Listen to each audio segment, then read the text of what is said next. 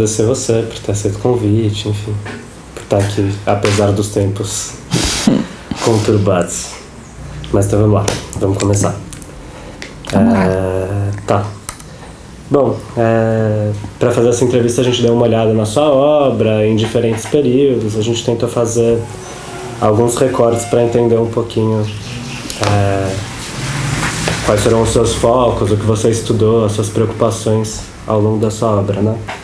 E olhando para ela, a gente pode identificar pelo menos dois períodos importantes nela, né? Na década de 90, logo depois da abertura democrática, a gente vê que tem uma preocupação muito grande sua com a hegemonia do discurso neoliberal e com a questão do direito e da luta pelos direitos, etc. A gente vê nessa época que tem uma referência forte na Hannah Arendt, que aparece em diversas citações dos seus textos. E já hoje em dia, nos últimos textos que a gente leu, as entrevistas mais recentes, a gente vê que tem uma preocupação central com a questão da gestão militarizada da cidade. Aqui pareceu que o Foucault, por exemplo, já é uma referência mais forte. E daí a gente queria te perguntar um pouco, inclusive para você falar um pouco dessa trajetória, o que aconteceu, quais foram os eventos e quais os problemas que foram responsáveis por essa mudança de foco, né? E como esses diferentes teóricos puderam auxiliar a sua pesquisa.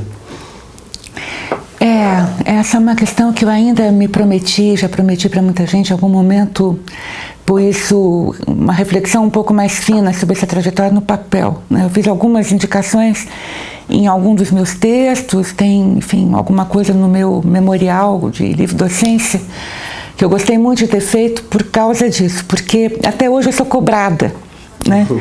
E às vezes agressivamente cobrada, até agressivamente no sentido até positivo, entende? Quer dizer,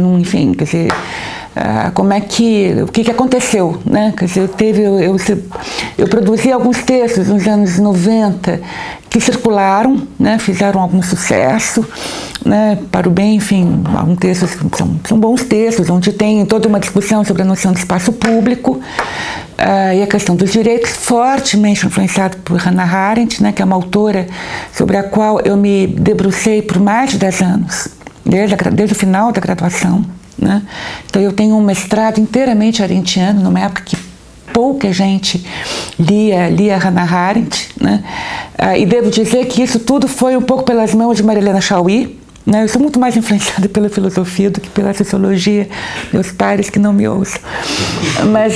Mas eu nunca vou me esquecer disso. Uma vez a Marilena Chaui, eu estava na graduação ainda, final de graduação, Marilena Chaui, ela não tinha ainda, ela estava...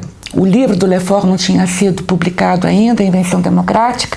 Ela trouxe o Lefort aqui, pela filosofia, e eu vejo um filósofo interessantíssimo falando, que eu não conhecia, eu era uma jovem, desinformada, não sabia nada disso, e falou de uma fulana, entendeu? Que eu achei interessantíssima, era a própria Hannah Arendt. E na plateia ninguém conhecia, a não ser o Celso Laffer, que estava presente, né? Mas eu fiquei muito curiosa e fui atrás. E, evidentemente, me encantei, me apaixonei, fiquei lendo Hannah Arendt durante mais de 10 anos. Eu fiz uma dissertação de mestrado profundamente marcada por Hannah Arendt. Então, essa foi uma leitura importante, quer dizer, o Lefort, né, a Invenção Democrática, e que me veio pelas mãos de Marilena Chaui, e o Lefort, e a Hannah Arendt, que me veio pelas mãos do Claude Lefort. Né? Como vocês veem, uma marcação muito mais filosófica do que sociológica. Então, quando eu começo a reflexão sobre a coisa do espaço público, de fato era a invenção democrática, né? Muito marcado pela noção da invenção democrática do Lefort. Né? E havia um grupo de discussão, na época que, enfim, tinha Maricélia Paoli, tinha o Chico de Oliveira, era um pouco o começo do Senedic, né? E isso foi, claro, uma coisa dialogando fortemente com uma movimentação política que estava acontecendo, né? Que era importante. Então tinha um diálogo com o pensamento do fora, para usar um pouco a linguagem também filosófica, do próprio Lefort, um pouco do Merleau-Ponty também. A partir de um certo momento, a sensação que me deu, que foi um pouco, que eu marquei, enfim, tem um texto em que eu discuto isso, né? Eu percebi que essa discussão do espaço público, do direito e tal, começou a ficar completamente esterilizado, né?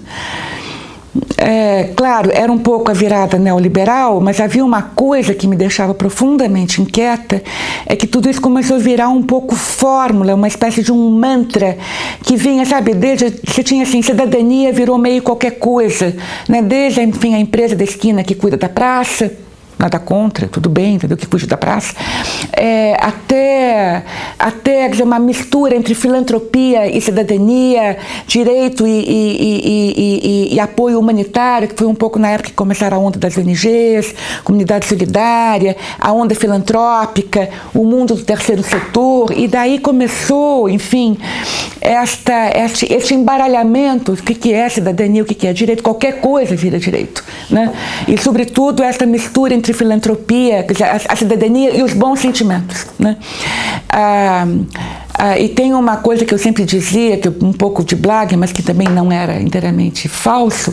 Claro, eu li muito Hannah Arendt, mas eu li também muito Habermas, né? Eu dei um curso sobre isso, né? Para enfrentar a teoria da ação comunicativa. Então é claro que havia lá diferenças entre Habermas, a noção de espaço público, tal como Habermas vai propor, e a Hannah Arendt, mas aquilo lá me deu muita munição, foi uma leitura importante para mim, né? E aí eu brincava, olha, a tal da ação comunicativa virou manual de bons costumes, sabe? Seja bem educado, né? Quer dizer, reconhecer o outro, seja bom, então fale você que eu reconheço, entendeu? Somos todos muito bem educados e cordiais. Bom, eu falei, tem alguma coisa errada, né? Porque vira um pouco manual de bons costumes, seja bem educado com o outro. Então, porque daí qualquer manual de management usava Habermas, tá certo? Quer dizer, então a teoria da ação comunicativa, o espaço público. Daí eu dizia inclusive para os meus colegas mais militantes que atuavam nos fóruns de participação popular, eu falava, isso aqui parece brincadeira de casinha, entendeu? As pessoas brincam de fazer política, né? É uma cenografia que todo mundo faz de conta que está fazendo participação popular, isso aqui é um teatro, entende? Não dá para nada, né? Não serve porque está vazando por dois lados, né? Uma porque as decisões estão sendo tomadas em outro lugar, né? E por baixo porque tem um mundo social que começa a escapar desta gramática política, né? Que aí foi quando eu comecei a achar que eu tinha que olhar para um outro lugar, né? A sensação de que tinha alguma coisa que estava vazando, né? Que tinha um mundo social que estava fora desta gramática, que não era interpelado mais pela gramática, ou por esta gramática política. E a partir de um certo momento, foi quando eu fiz um pós-doc, isso já foi nos anos 2000, eu disse, bom, eu tenho que virar o jogo. Tem um texto, na verdade, que para mim é um texto que faz um pouco a virada, é um texto que eu gosto muito, é um texto que fez um pouco sucesso, que chama-se Direitos Sociais, afinal do que se trata, que quando eu começo a pautar um pouco essa coisa, olha, tem alguma coisa que está fora, né? Mas eu ainda estou apegada à noção de direitos, tal como eu aprendi com Hannah Arendt.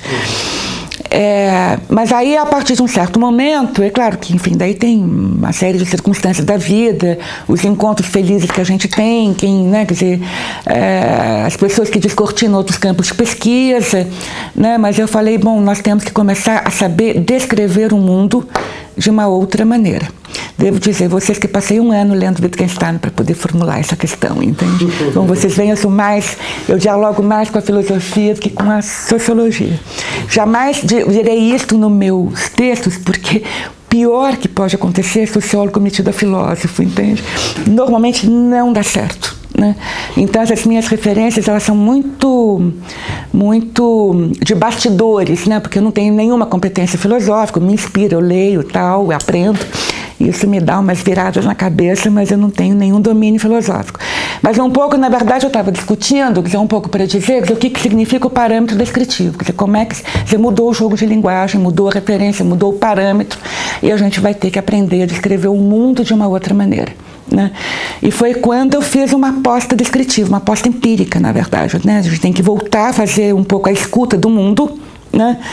E essa escuta do mundo, ela não é evidentemente trivial, não é simplesmente uma escuta etnográfica tão simplesmente, porque supõe ao mesmo tempo como é que a gente descreve este mundo, não como narra, como é que descreve, né? Qual é o parâmetro descritivo disso. Então eu passei muito tempo um pouco às voltas de como é que se constrói isso. Acho que foi por aí que eu comecei a trabalhar com a questão da cidade. né?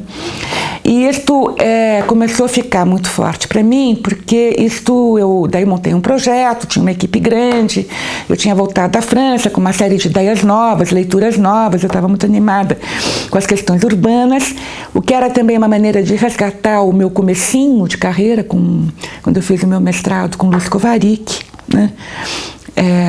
Comecei exatamente com pesquisa urbana, né? Então foi um resgate também de alguma coisa mais formativa, mas foi quando era bem começo dos anos 90, dos anos 2000, e aí eu fui tropeçando com coisas que me deixavam completamente desconcertadas porque exatamente me desafiava na minha capacidade de montar um parâmetro descritivo, que é também sempre um parâmetro normativo, quer dizer, não é normativo crítico, quer dizer, como é que você monta o parâmetro da crítica social, né? No começo dos anos 2000, quer dizer, vocês são muito jovens, mas no começo dos anos 2000 era uma crise econômica bárbara, né? E é quando a questão do tráfico de drogas e da violência tinha uma verdadeira matança nas periferias, né?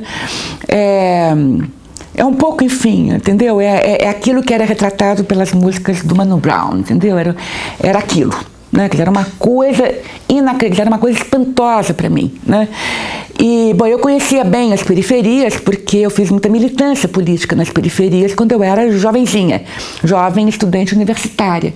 Então eu já tinha circulado muito, depois eu voltei como pesquisadora, estava voltando pela terceira vez, com tudo muito alterado e muito violento, e os tais, aquilo que eu vou chamar os ilegalismos, eu, enfim, me apropriando do Foucault, né, os ilegalismos todos que eu ficava meio desconcertada, né? Porque era um pouco aquilo que eu vou chamar, enfim, essa transitividade entre o legal e ilegal, quer dizer, enfim, né, um pouco a figura da Doralice, a qual eu abro um artigo meu, que é uma personagem que existe. Ela era um pouco mais complicada daquilo que eu escrevi, né, mas enfim, que era isso, quer dizer, ela vendia sanduíche, ainda era empregada doméstica, fazia um pequeno negócio com cocaína para fazer um pouquinho de dinheiro, ainda fazer o mercado negro de